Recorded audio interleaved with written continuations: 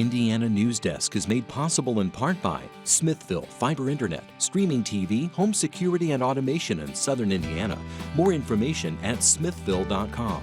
Maller Grodner Attorneys, providing legal services to clients and the community. Understanding, expertise, results. Bloomington and Indianapolis. LawMG.com. IU Alumni Association, connecting IU's network of alumni and sharing the Indiana spirit through scholarships, advocacy, and volunteerism. Alumni.iu.edu. IU Center for Rural Engagement, extending IU Bloomington resources to improve Hoosier lives in partnership with communities and organizations. Rural.indiana.edu. And by WTIU members. Thank you. Coming up on Indiana Newsdesk. Republican lawmakers hold a supermajority in Indiana, and all but one of them is white. Minorities wonder how a party of all white people can really represent the whole state. There is a constant fight to have your voice heard. Ahead, what the GOP says it's doing to be more inclusive. About 1.2 million Hoosiers are fully vaccinated, but health officials say it's too early for people to let their guard down. Coming up, more as COVID cases continue to increase. And the Hoosier women's historic run in the NCAA tournament came to an end this week. You know, I think now that we got a taste of it, all of us are going to be hungry for more. And the Indiana men hired a basketball coach with ties to the past. Ahead, what's next for both Hoosier programs? Those stories, plus the latest news headlines from across the state, right now on Indiana Newsdesk.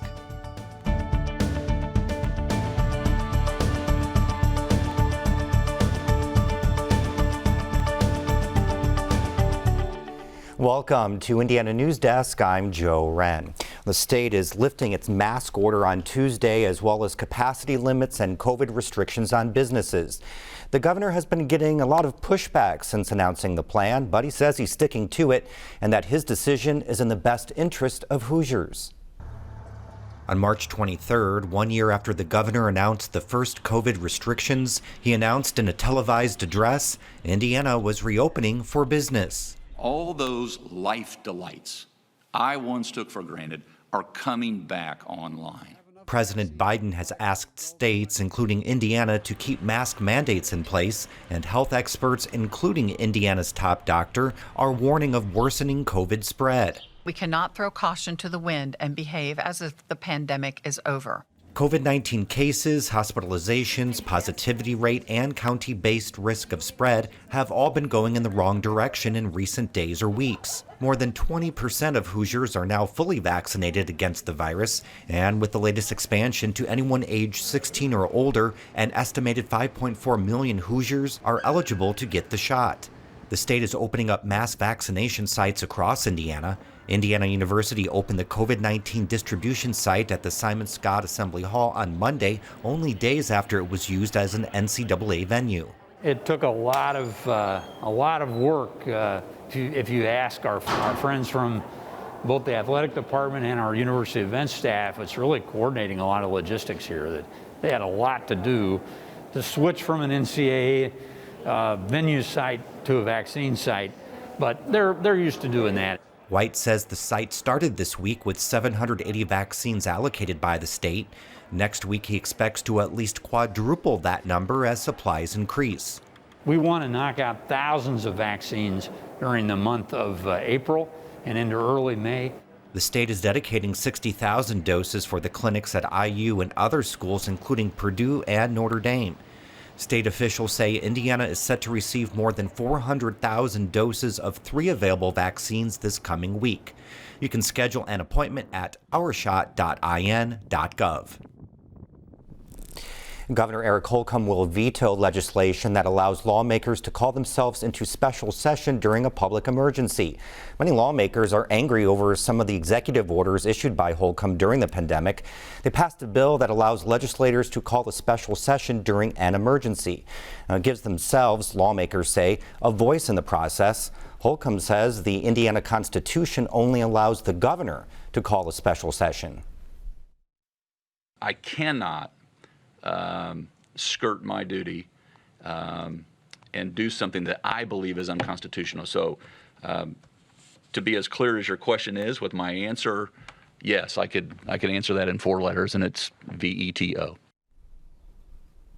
We're joined now by Indiana Public Broadcasting State House reporter Brandon Smith. Hello, Brandon. You know, the governor and the legislature are in disagreement over the constitutionality of who can call a special session. What's the argument here? It's fairly simple. It is a fundamental disagreement. There is a part of the Indiana Constitution that says the governor can call a special session. Nowhere does it say the legislature cannot. However, what constitutional experts have pointed out is there is a separate part of the Indiana Constitution that says a power granted to one branch of government, in this case the executive branch, cannot be granted to another. And so they interpret that as the legislature cannot call itself into special session. Legislators disagree, and we're probably going to have perhaps the Indiana Supreme Court deciding who's right. So you've reported the governor repeatedly asked legislative leaders if they wanted a special session during the pandemic, but they said no. What was their reasoning? Well, Todd Houston, Speaker of the House, just addressed that this week. He agreed that legislative leaders never said, yes, we need to come in for a special session. And they emphasize here, Republican legislative leaders, that they were happy, and they have been happy, with the governor's performance throughout the pandemic. They didn't feel like they needed to come in and change what he was doing. Now, I know that there are Republican members of the General Assembly, not in leadership, who feel very differently about some of the things that Governor Holcomb did. But legislative leaders have said, we didn't need to come in. They just want to make sure in the future, if they don't agree with what the governor is doing in a future emergency, that they have that ability.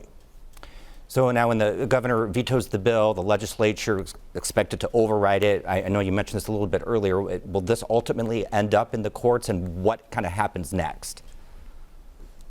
I think it will if someone sues. So that's the trick here, is that either the legislature would have to try to use this law that they're passing to call themselves in to a special session, or someone might try to challenge it before it even goes into effect, or before it's used to answer this constitutional question. I don't know if that will happen, but certainly legislative leaders and the governor are preparing for that possibility.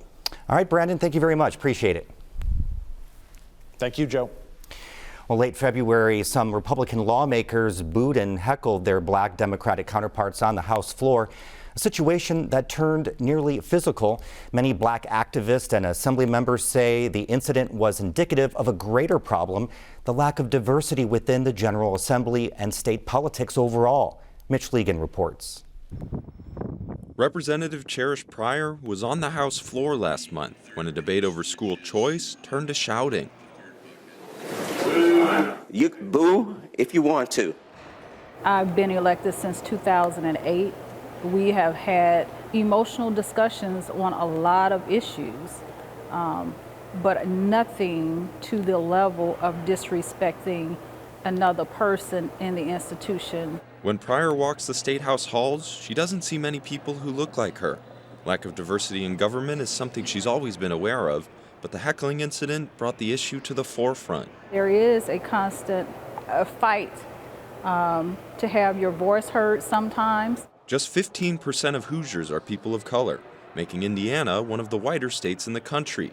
When you compare the state numbers to the demographics of the General Assembly, white Hoosiers are slightly overrepresented.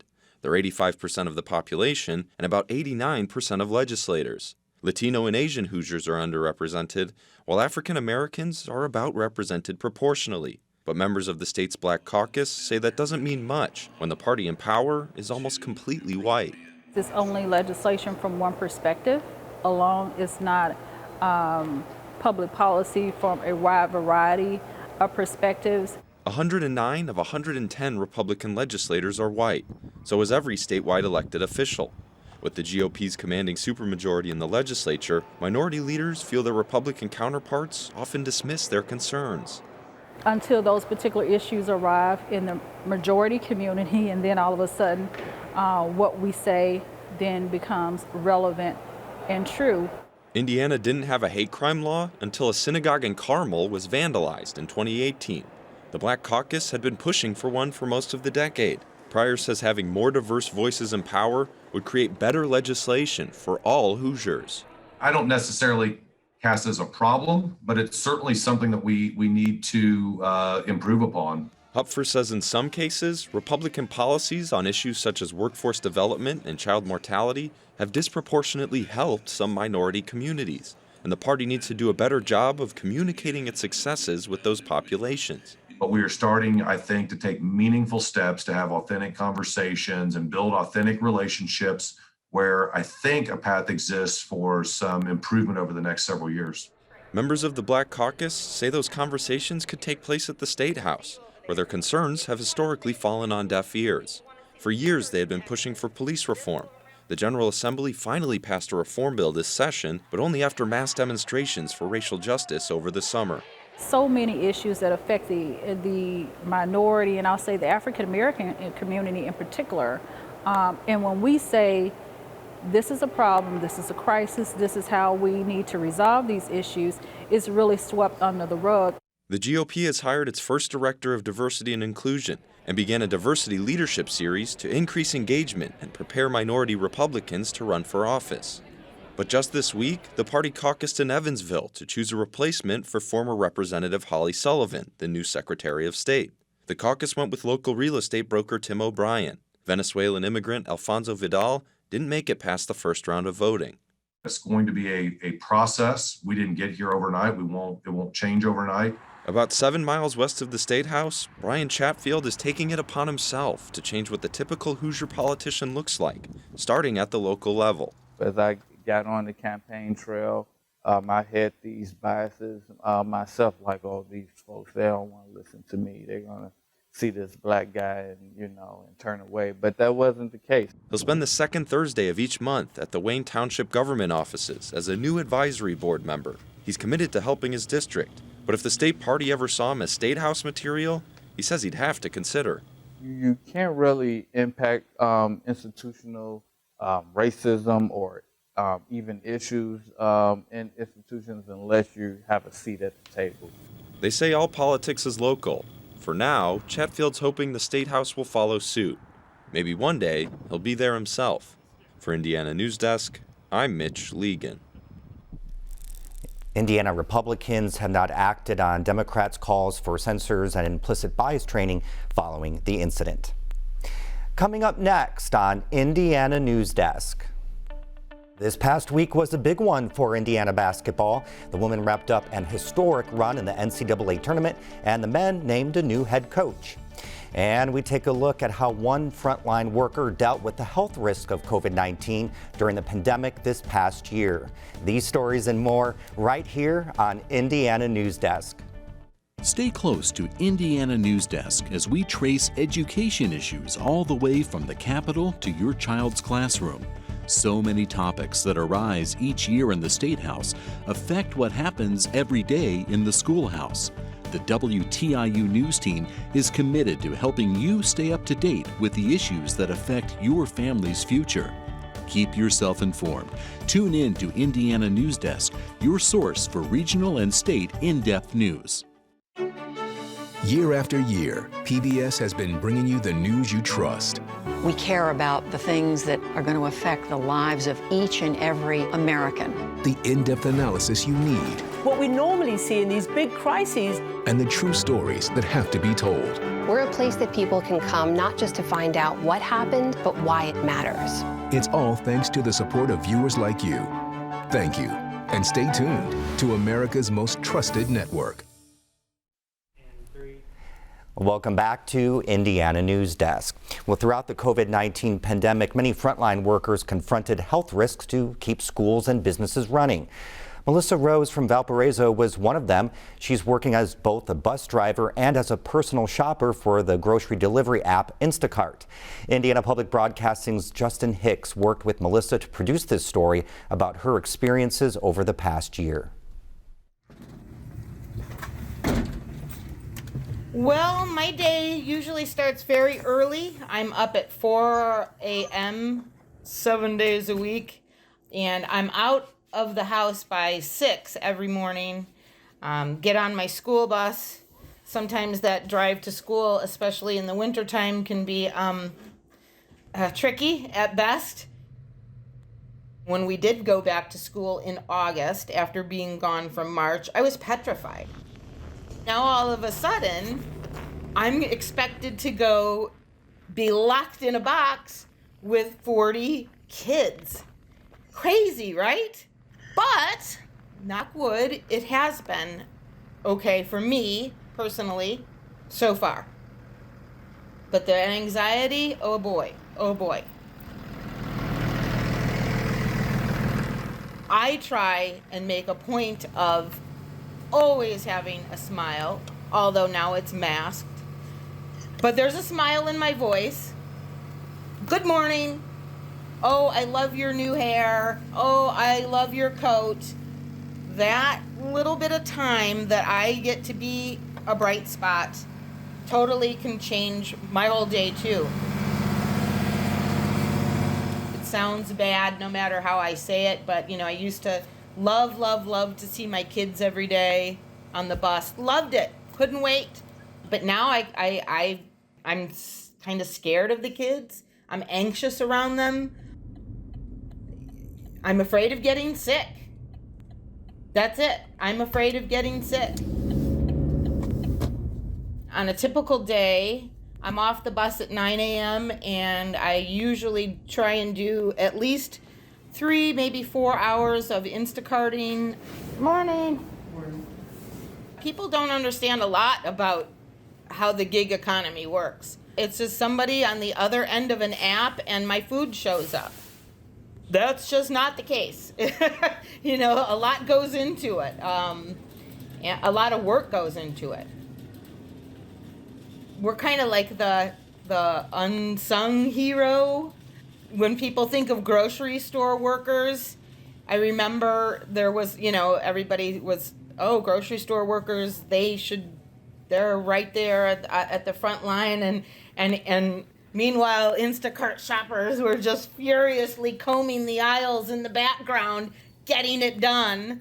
But I would never want to take away from, cashiers and stockers and everybody else. We're all in it together. But they have hired thousands and thousands and thousands of new shoppers. Completely out of control hiring. If you sign somebody on and they do a certain amount of batches, they're going to pay you $725. People go nuts for that. But every time you sign up another shopper, you're throwing another piranha in the tank. There's somebody else now that you have to fight against to get what few orders there are. It's taken everything away from the old shoppers, and it's hard now to earn. It really is. It's hard to earn money now. I am optimistic. I have to be optimistic. Pessimism and I don't get along real well. We've had a bad turn. My husband recently lost his job of many, many years, on top of everything else. But I've also learned to look at the bright side, which I never used to really do. I used to just, if it was bad, it was all going to be bad until it wasn't. And I hope it sticks around. I hope I stay this person. I hope I can remain the person that can roll with the punches. I'm going to be okay at home with my husband, being quiet, being still. We're going to make it. Somehow, we're going to make it through this. A measure allowing duplexes in Bloomington's core neighborhoods passed through the Plan Commission this week. This issue has been one of the much of debate as the city proposes changes to its local zoning districts under the Unified Development Ordinance. Now, people in favor of the changes say it'll increase housing options and affordability. Others say it could negatively impact housing values in the neighborhoods. Status quo is not going to help us get there. We need to take a step, and this is a step forward to do that, a small incremental step. This is not ready for prime time. And I am hopeful that by continuing the conversation before the elected officials in the city council, we will have an opportunity to adjust this, to get it right. The city council has to approve the final changes in the coming weeks before it can become law. Well, plans call for tearing down IU Health Bloomington Hospital and developing the property into a new mixed-use neighborhood. But as Holden Abshir reports, that step into the future has roots into the past. Every time Michael Carter gets his blood drawn, he asks the IU Health Bloomington Hospital employee, "Do you know where we're standing right now?" They always say, "No, I don't know." I said, "Well, I used to live right here. This is our house right where we're sitting." And they're always like, "Wow, that's cool. I didn't know what was here." I said, "Well, there's a neighborhood here." Carter grew up directly across from Building Trades Park at 611 West 2nd Street. He walked 1 block west to Hunter grade school every day, and eventually 3 blocks east to the old Bloomington High School at Seminary Square. But in the mid-1950s, plans were put in place for a new hospital, and in 1962, the Carters left the soon-to-be raised neighborhood and moved to the west side of town. People knew it was going to happen. It was just a question of when. So, it wasn't a super surprise. I don't think people wanted to leave, but it was a foregone conclusion there was going to be a hospital there. And they needed that land, which they don't now, apparently. 56 years after its completion, the building is scheduled to be demolished once IU Health Bloomington moves into a new facility currently under construction on the bypass. The new hospital is expected to be ready for use later this year or early 2022. The city plans to rebuild the neighborhood once the current hospital site is cleared. The proposed decade-long redevelopment plan seeks to turn the 24-acre space acquired by the city in 2018 into a multi-use hub with a people-first street design, including a greenway passage to the Beeline Trail. The city intends for the project to link the Prospect Hill and McDowell Gardens neighborhoods with a variety of diverse housing and shopping. Carter says he is hopeful for the future of the site, but he knows it will never look the same. Boy, if you could wave a wand, it would be nice to put it back the way it was, but that can't be because there aren't. I think most of these families that live up here now are older people. For Indiana Newsdesk, I'm Holden Apsher. The Indiana women's basketball team made a historic run in the NCAA tournament, earning head coach Terry Moore an extension and a raise. The Hoosier men, meanwhile, named a new head coach with ties to the past. Pat Bean reports. It's Final Four weekend for the NCAA men's and women's basketball tournaments. And while the Indiana women fell 1 game short of reaching the pinnacle of their sport this season, the Hoosier men didn't make it to the tournament for a 5th straight year. Enter Mike Woodson, a former star player for Indiana in the late 1970s, who was hired as the head coach Monday. To be able to circle back and come back home and coach Indiana University basketball means a great deal to me. Indiana Athletic Director Scott Dolson is hoping it means a great deal for the program. It's been 44 years since the last of Indiana's 5 national championship banners were hung. There have been successful seasons since, but not the sustained success of the 1970s and 80s. Woodson wants to restore the tradition of Indiana basketball and teach a new generation about it. It's going to be my job to bridge the gap between young people who don't know who Coach Woodson is and the old-timers that do know who I am. The divide began with Bob Knight's firing in 2000, as loyalties to the Hall of Fame coach were pitted against the university that let him go. Former players drifted away, and so did some of the history of the program. In 2020, Knight returned to the Assembly Hall court for the first time since he was let go.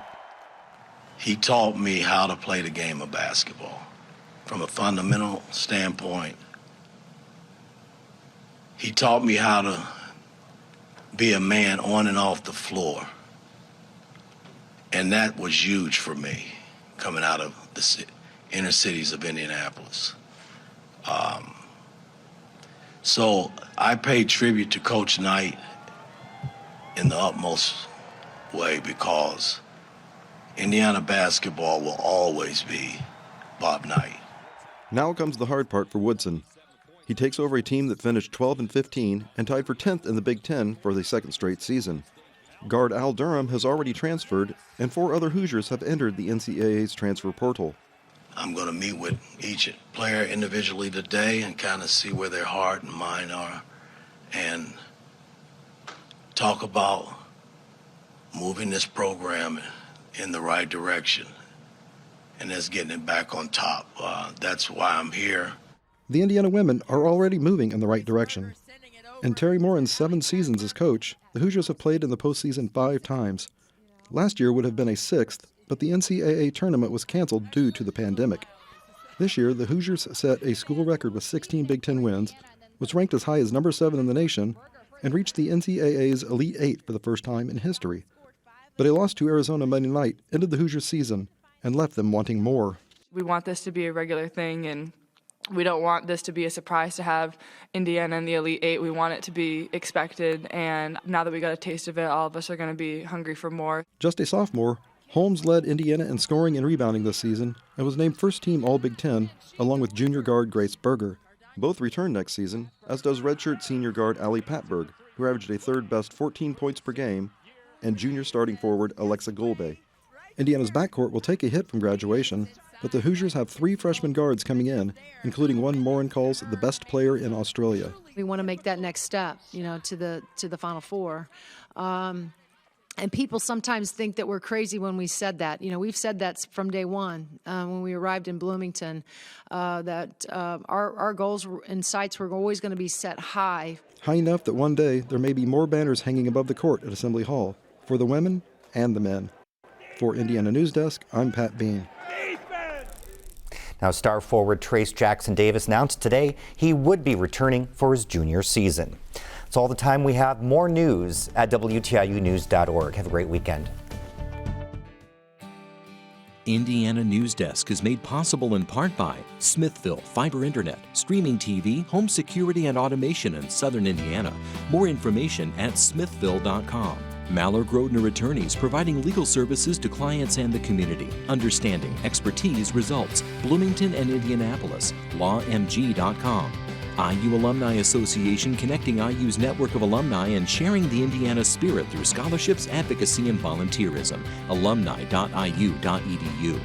IU Center for Rural Engagement, extending IU Bloomington resources to improve Hoosier lives in partnership with communities and organizations. Rural.indiana.edu. And by WTIU members. Thank you.